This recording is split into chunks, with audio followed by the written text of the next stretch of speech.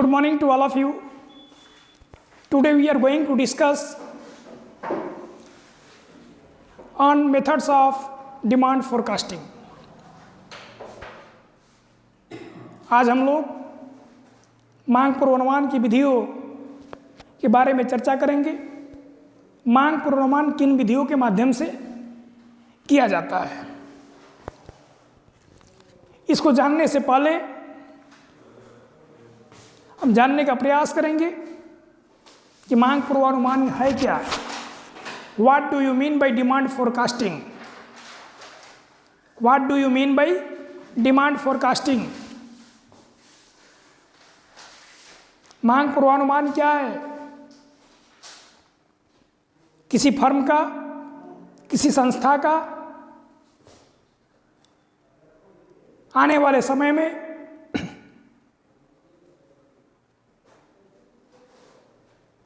उसके वस्तुओं का आने वाले समय में विक्रय का अनुमान लगाना ही मांग पूर्वानुमान है, जो हम लोग चर्चा कर चुके हैं।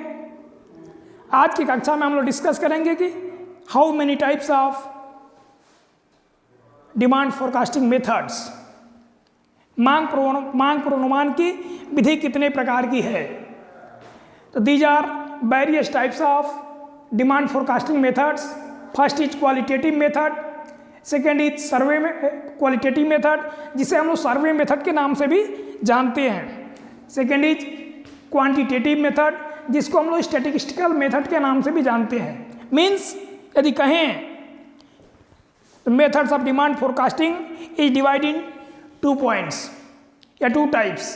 फर्स्ट इज क्वालिटेटिव मेथड और सेकेंड इज क्वांटिटेटिव मेथड।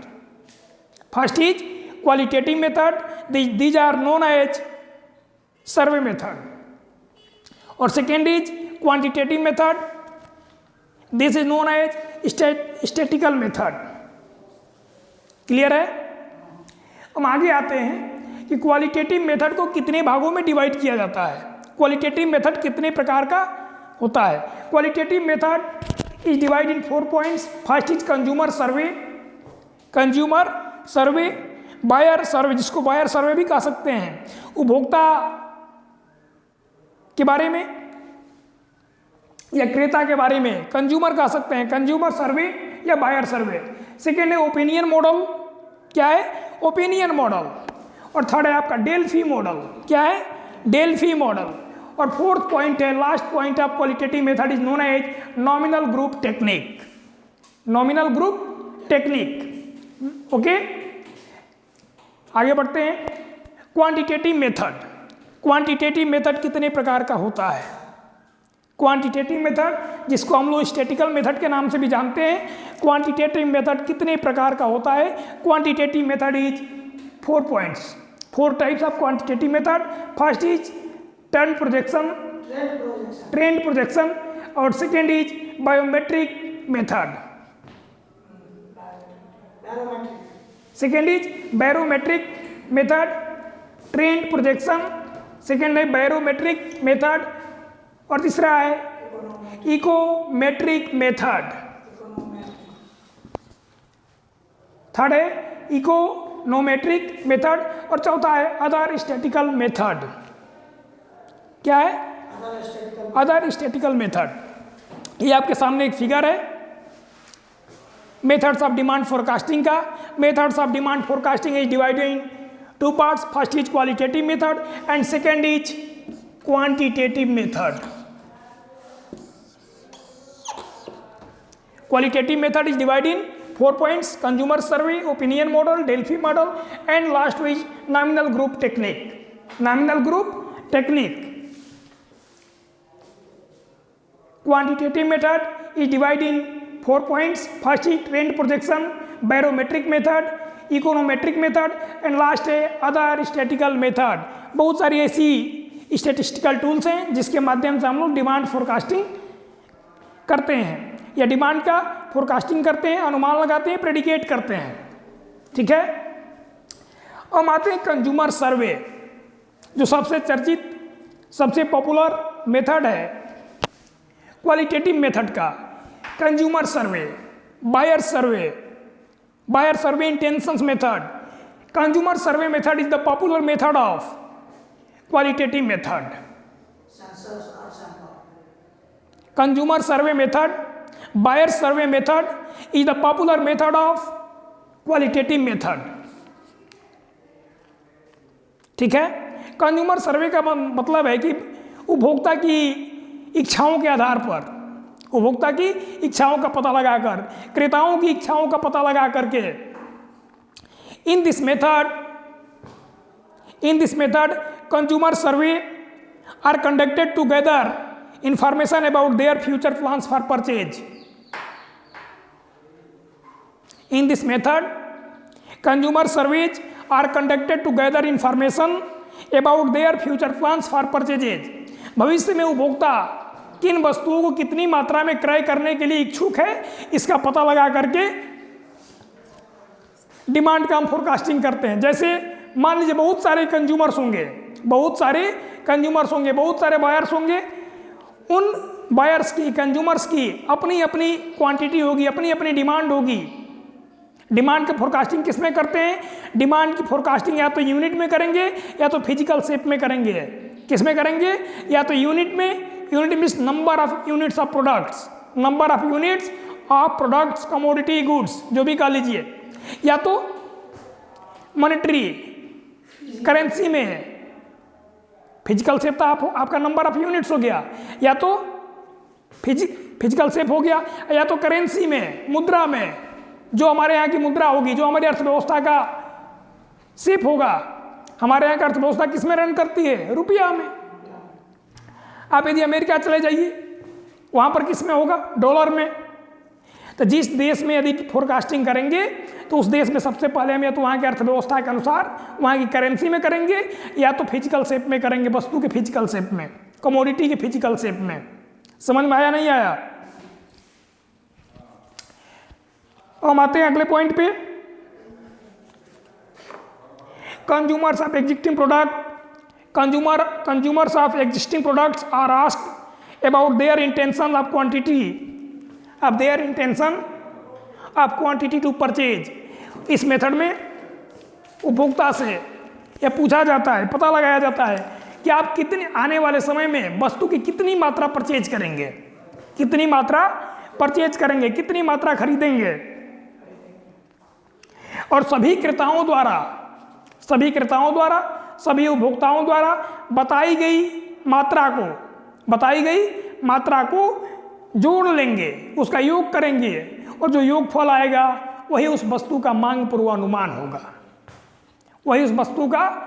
पूर्वानुमान होगा, मान लीजिए एज पर एग्जाम्पल, किसी मार्केट में यदि 20 कस्टमर हैं, 20 कंज्यूमर्स हैं, 20 कंज्यूमर्स के द्वारा बताई गई क्वांटिटी को हम ऐड करेंगे, और ऐड करने के बाद जो हमारा टोटल नंबर आएगा, टोटल एक मैजिक नंबर आएगा, वही हमारा डिमांड फोरकास्टिंग होगा।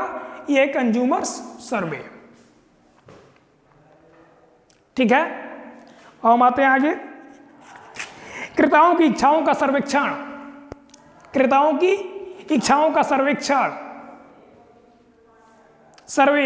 Survey of consumers, survey of buyers कैसे करेंगे, कितने प्रकार से करेंगे? तो क्रेताओं की इच्छाओं का सर्वेक्षण 2 प्रकार से करते हैं। क्रेताओं की इच्छाओं का सर्वेक्षण हम 2 प्रकार से करते हैं। पहला, ये तो सभी क्रेताओं से हम पूछें और बताए हुए डेटा को, बताए हुए आंकड़ों को ऐड करें। ऐड करने के बाद जो हमारा टोटल नंबर आएगा वो क्या होगा? फोरकास्टिंग होगा। इसको कहते हैं सेंसस मॉडल। क्या कहते हैं? सेंसस मॉडल, संगणक विधि। क्या कहते हैं? संगणक विधि। दूसरा है कंज्यूमर्स के रिप्रेजेंटेटिव, उपभोक्ताओं के प्रतिनिधि, क्रेताओं के प्रतिनिधियों द्वारा बताए हुए आंकड़ों के आधार पर मांग की गणना की जाए। यानी क्रेताओं की संख्या में से कुछ रिप्रेजेंटेटिव चूज कर लिए जाए, सैंपल बेसिस पर एक सैंपल ले लिया जाए। यदि 100 कस्टमर्स हैं तो उसमें से 10 कस्टमर्स को ले लिया जाए, 10 कंज्यूमर्स को ले लिया जाए, 100 कंज्यूमर्स में से 10 कंज्यूमर्स को सैंपल ले लिया जाए और वो जो बताते हैं उसको ऐड करके उसके आधार पर फोरकास्टिंग कर दें। इसको क्या कहते हैं? Sample model, sample techniques. क्या कहते हैं? Sample method. क्रेताओं की संख्या बहुत अधिक होने पर नमूना के कुछ क्रेताओं की संख्या बहुत अधिक होने पर नमूना के कुछ क्रेताओं के सर्वेक्षण से आसानी हो जाती है, क्योंकि मान लीजिए यदि 1000 कस्टमर है या 10,000 कस्टमर्स हैं तो सबके पास कंपनी को जा पाना आसान नहीं है, बहुत बड़ा चैलेंज है। इस कंडीशन में कंपनी सैंपल मेथड को अपनाती है। उन कंज्यूमर्स के बीच से एक डेटा उठा लेगी और उनको उनके डेटा के आधार पर अपने वस्तु के डिमांड की फोरकास्टिंग करती है। क्लियर हुआ नहीं हुआ? हम बात करते हैं सर्वे मेथड की। मेरिट्स क्या है? Merits of survey method. यह विधि बहुत ही सरल है। यह विधि बहुत ही सरल है। क्रेताओं की प्रत्यक्ष राय पर आधारित होती है। पहला क्या है कि यह विधि बहुत ही सरल है। दूसरा, क्रेताओं की, कंज्यूमर्स की प्रत्यक्ष राय पर आधारित होती है, क्योंकि कंपनी डायरेक्ट कंज्यूमर्स के टच में होती है। कंपनी डायरेक्ट कंज्यूमर्स के टच में होती है। क्रेताओं की प्रत्यक्ष राय पर आधारित होने के कारण, क्रेताओं की, उपभोक्ताओं की प्रत्यक्ष राय पर आधारित होने के कारण पूर्वानुमान वास्तविकता के अधिक निकट होता है। पूर्वानुमान वास्तविकता के अधिक निकट होता है। इसका तीसरा गुण है, यह विधि अल्पकालीन पूर्वानुमान के लिए उपयुक्त होती है। नहीं, यह विधि अल्पकालीन पूर्वानुमान के लिए उपयुक्त होती है। दूसरा हम बात करते हैं, यदि किसी व्यक्ति विशेष में, यदि किसी विधि में, यदि किसी तकनीकी में कुछ गुण होंगे तो उसका कुछ दोष भी होता है। यदि किसी के अंदर मेरिट्स होंगे तो उसके कुछ डिमेरिट्स भी होते हैं। अभी हम लोग क्या पढ़ रहे थे? Merits of survey, consumer survey. Survey method के अंतर्गत हम उसके गुण के बारे में बात कर रहे थे। इसके कुछ डिमेरिट्स हैं, नोट कर लीजिए। दीर्घकालीन पूर्वानुमानों के लिए लॉन्ग टर्म डिमांड फोरकास्टिंग, दीर्घकालीन पूर्वानुमान, लॉन्ग टर्म डिमांड फोरकास्टिंग के लिए इस विधि का प्रयोग उपयुक्त नहीं होता है। यह किसमें उपयुक्त होगा? शॉर्ट टर्म फोरकास्टिंग में, क्योंकि क्रेताओं की इच्छा, रुचि, फैशन, आवश्यकता में समय के साथ साथ परिवर्तन होता है। मान लीजिए आज हमने आपसे किसी वस्तु के बारे में बात किया, तो ये आपकी वर्तमान परिस्थितियों की इच्छा है। हो सकता है कल आने वाले समय में आपकी इनकम बढ़ जाए, फैशन चेंज हो जाए, तो आगे चल करके 10 साल बाद अप्लीकेबल नहीं होगा, वो वर्तमान समय के लिए एप्लीकेबल होगा। यानी survey method short term forecasting के लिए एप्लीकेबल है, बेनिफिशियल है। लॉन्ग टाइम फोरकास्टिंग के लिए बेनिफिशियल नहीं है। संगणना विधि में समय, संगणना विधि में, क्योंकि सेंसस मॉडल में हम डोर टू डोर प्रत्येक कस्टमर से, प्रत्येक कंज्यूमर से डायरेक्ट टच करते हैं, कनेक्टिविटी में रहते हैं, इसलिए टाइम, पैसा, धन एवं परिश्रम अधिक लगता है। क्या है? कस्टमर के डायरेक्ट टच में रहने में टाइम भी अधिक खर्च होता है, पैसा भी अधिक खर्च होता है और समय भी अधिक खर्च होता है और परिश्रम भी ज़्यादा लगता है। आप देख रहे हैं, जबकि नमूना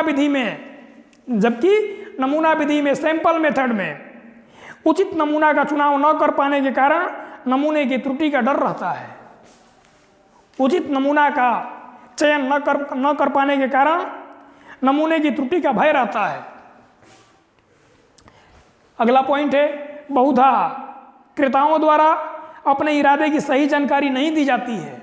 बहुधा क्रेताओं द्वारा अपने इरादे की सही जानकारी नहीं दी जाती है। हाँ, अपने इरादे की सही जानकारी नहीं दी जाती है। अगला पॉइंट है हमारा ओपिनियन मॉडल। क्या है? Opinion model. अगला पॉइंट हम पढ़ेंगे opinion model. What do you mean by opinion model, या what is opinion model. Opinion model से आप क्या समझते हैं? ओपिनियन मॉडल से आप क्या समझते हैं?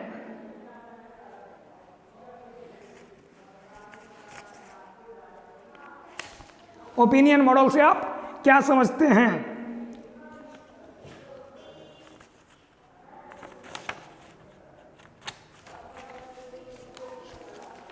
ओपिनियन का मतलब क्या है? ओपिनियन में मत, अपना विचार, अपना विचार देगा। विचार कैसे देगा?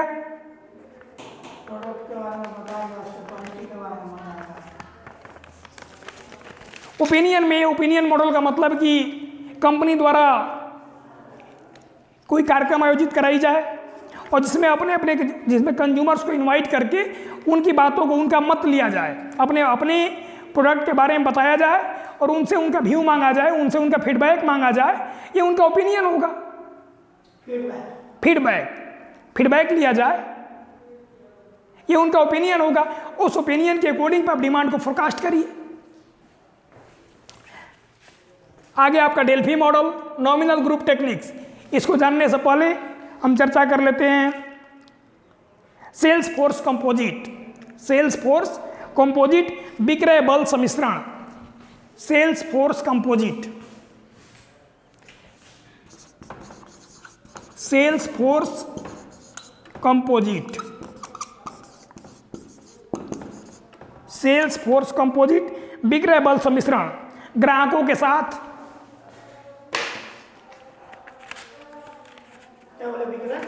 विक्रय बल सम्मिश्रण। Sales force composite, salesman are directly connected with the salesmen are directly connected with the customers. Salesmen are directly connected with the customers, hence have greater access about demand of the product. Salesmen are directly connected with the customers, consumers. Salesman किसके साथ directly connect होता है? Customer के साथ, consumer के साथ। तो जो सेल्समैन डायरेक्टली कनेक्ट होने के कारण कुछ ज़्यादा अनुभव उसके पास होता है कि कंज्यूमर के बारे में उसकी ज़्यादा एक अपना कंज्यूमर की बातों से वो ताल्लुकात रखता है। तो salesman are directly connected with the consumers, customers, hence have greater access about demand of the product. In this method, इस विधि में विक्रेता के द्वारा, सेल्समैन के द्वारा, क्योंकि सेल्समैन ग्राहकों के साथ लगातार संपर्क में रहने के कारण विक्रेताओं को वस्तु की मांग का सर्वाधिक ज्ञान होता है। वस्तु की मांग का सर्वाधिक ज्ञान होता है कि बाजार में कस्टमर, कंज्यूमर किस वस्तु के बारे में डिमांड, किस वस्तु के बारे में मांग कर रहा है, किस वस्तु के बारे में ज़्यादा रुझान कस्टमर्स का है। ये किसको जानकारी होगी? सेल्समैन को।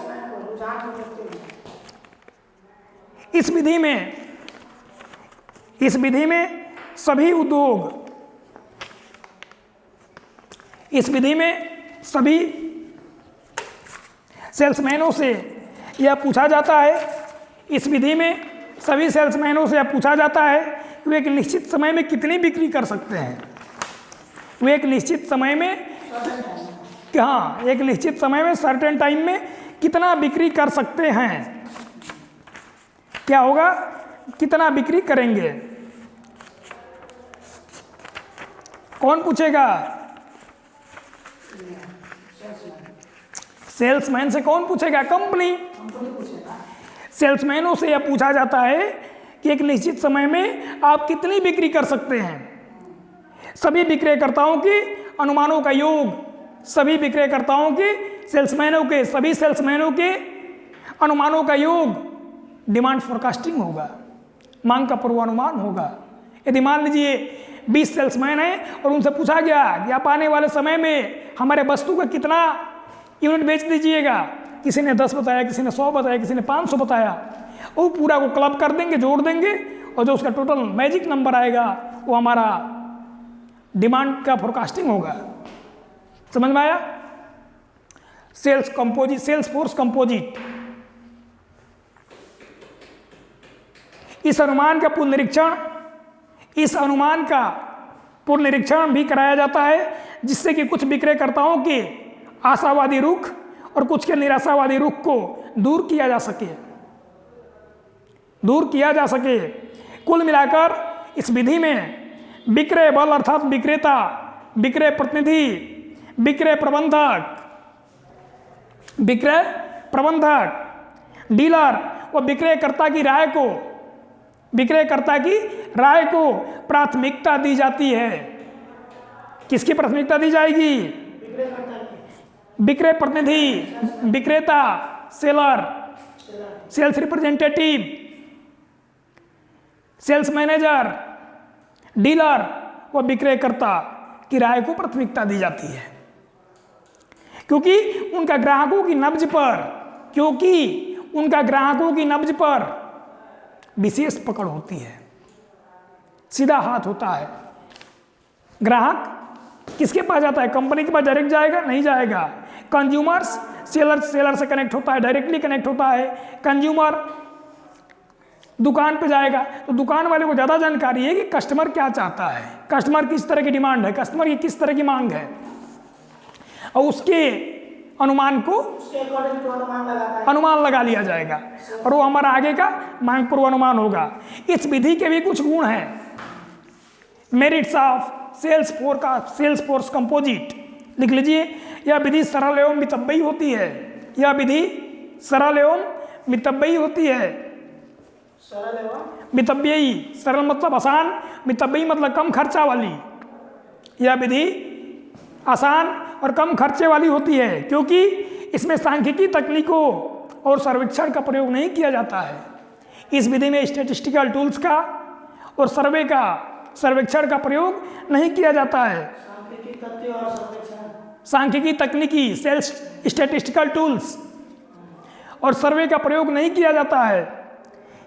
अगला पॉइंट है, इस विधि में पूर्वानुमान सत्यता के नजदीक होते हैं, रियलिस्टिक होते हैं। According to this method demand forecasting is realistic. सत्यता के नजदीक होंगे, वास्तविक होंगे, क्योंकि विक्रेता को मालूम होता है कि कस्टमर की डिमांड क्या है। विक्रेता को मालूम होता है कि कस्टमर की डिमांड क्या है, और उसके आधार पर विक्रेता द्वारा लगाए गए अनुमान के आधार पर जो मांग पूर्वानुमान सुनिश्चित किया जाता है, वह मांग पूर्वानुमान ही सत्यता के नजदीक पाया जाता है। ठीक है? Any confusion? अगला पॉइंट है, इस विधि के द्वारा प्रत्येक सेल्समैन के लिए एक कोटा निर्धारित किया जाता है।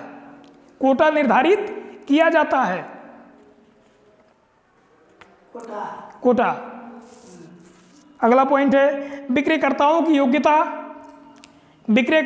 योग्यता व अनुभव का लाभ प्राप्त हो जाता है। जैसा कि अभी हम लोग चर्चा कर रहे थे कि प्रत्येक विधि के यदि कुछ गुण होते हैं तो कुछ उनकी लिमिटेशंस भी होती हैं, कुछ उनकी कमियां भी होती हैं, कुछ उनकी डिमेरिट्स भी होती हैं। तो इस विधि के भी कुछ डिमेरिट्स हैं, लिख लीजिए। Demerits of sales force composite. विक्रयकर्ताओं की पक्षपातपूर्ण राय से पूर्वानुमान प्रभावित होते हैं। जो विक्रेता बताएगा उसी को आप अनुमान लगाइएगा, हो सकता है कोई पक्षपातपूर्ण हो। अगला, प्रायः विक्रेता आर्थिक उच्चावचनों से अनभिज्ञ होते हैं। प्रायः विक्रेता आर्थिक उच्चावचनों, आर्थिक परिस्थितियां चेंज हो रही हैं, इस सब चीज़ों से विक्रेता अनभिज्ञ होता है, उसको जानकारी नहीं होती है और गलत अनुमान लगा सकते हैं। यदि विक्रयकर्ताओं का कोटा उनके अनुमानों से तय किया जाता है, यदि विक्रयकर्ताओं का कोटा उनके अनुमानों से तय किया जाता है, तो वे जानबूझकर कम अनुमान लगा सकते हैं। वे जानबूझकर कम अनुमान लगा सकते हैं। अगला पॉइंट है, यह विधि अल्पकालीन पूर्वानुमान तक ही सीमित है। यह विधि अल्पकालीन पूर्वानुमान तक ही सीमित है। यह विधि अल्पकालीन पूर्वानुमान तक ही सीमित है। यानी यह मेथड किस में अप्लाई होगा? शॉर्ट टर्म डिमांड फोरकास्टिंग में। किस में होगा? शॉर्ट टर्म डिमांड फोरकास्टिंग में। इस विधि को लॉन्ग टर्म डिमांड फोरकास्टिंग में यूज नहीं कर सकते। समझ में आया? विक्रयकर्ताओं की यह विधि अल्पकालीन पूर्वानुमान तक ही सीमित है और दीर्घकालीन पूर्वानुमान के लिए उचित सिद्ध नहीं होगा। यानी लॉन्ग टर्म डिमांड फोरकास्टिंग के लिए इस विधि को अप्लाई नहीं कर सकते। यदि अप्लाई करेंगे तो उसका जो रिजल्ट आएगा वो रियलिस्टिक नहीं आएगा, उसका परिणाम न्यायोचित नहीं होगा। Any query? Any query? यदि कोई क्वेश्चन हो तो आप पूछ सकते हैं। सामने आप देख रहे हैं कितने प्रकार की मांग पूर्वानुमान की विधियां हैं। 2 प्रकार की, क्वालिटेटिव और क्वांटिटेटिव, जिसमें से इंपॉर्टेंट है कंज्यूमर सर्वे मेथड, उसको हम लोगों ने पढ़ा। यदि इसमें कोई क्वेरी हो तो आप पूछ सकते हैं।